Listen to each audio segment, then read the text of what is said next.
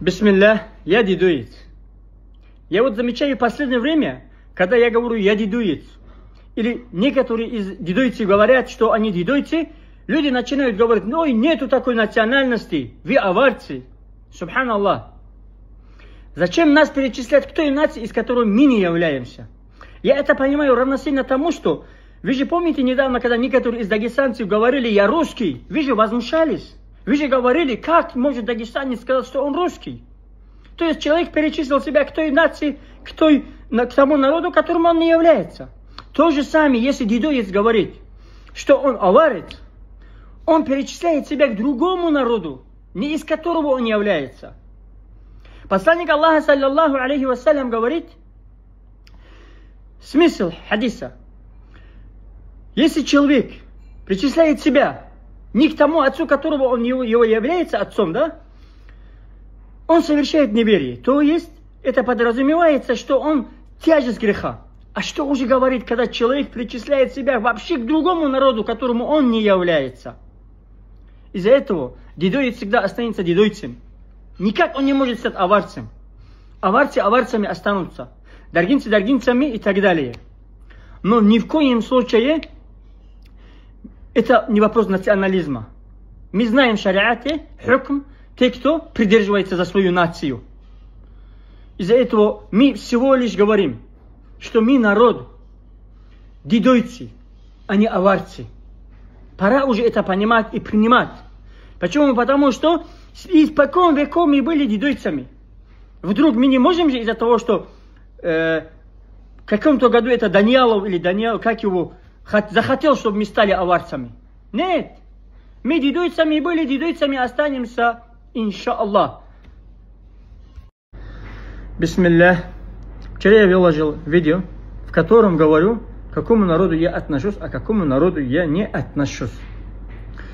И реакция людей, которые посчитали это национализмом, что это пахнет национализмом и так далее.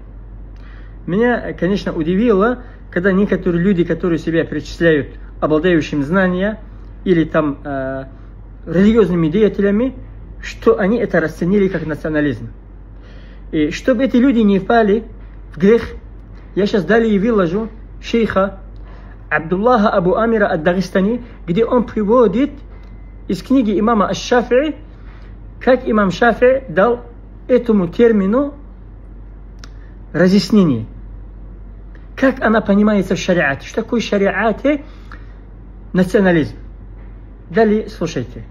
Национализм является наиболее разделяющий фактор в мусульманской общине.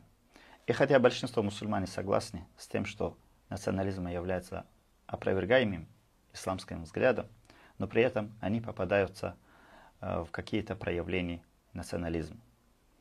Причина в этом заключается, и Аллах лучше знает, то, что мы берем опровержение национализма от ислама, но определение национализма от всяких разных идей. Мусульманское общество вместе с их согласием с порицаемостью национализма не имеют явное, четкое представление, что значит национализм. Здесь приходит имам Шафии, рахимахуллаху та'аля, и он дает нам разъяснение. Шафии говорит: «Лейса мин аль-асабияти ан юхибба ар-раджулу каумаху». Из национализма не является то, что человек любит своего народа. «Валь-асабияту аль-махду ан юбгида ар-раджула лианнаху мин бани фулян». Однако чистый национализм является то, что человек ненавидит кого-то, потому что он относится к какому-то племени, потому что он из потомков кого-то. Шафии говорит: فَإِذَا أَظْهَرَهَا وَدَعَى إِلَيْهَا وَتَآلَفَ بِهَا فَمَرْدُودٌ. Когда человек проявляет подобные формы ненависти к людям, когда он призывает к нему, то есть когда среди людей выходит и говорит, что эти люди такие, то есть разговаривают про каких-то наций. Когда человек дружится на основе этого, фамардудун, то этот человек, его свидетельство опровергается, не принимается, потому что он становится фасиком, нечестивцем. Вот эта форма национализма, который опровергается, порицается в исламе. И это является исламское понимание, что такое национализм. Баракаллаху фикум.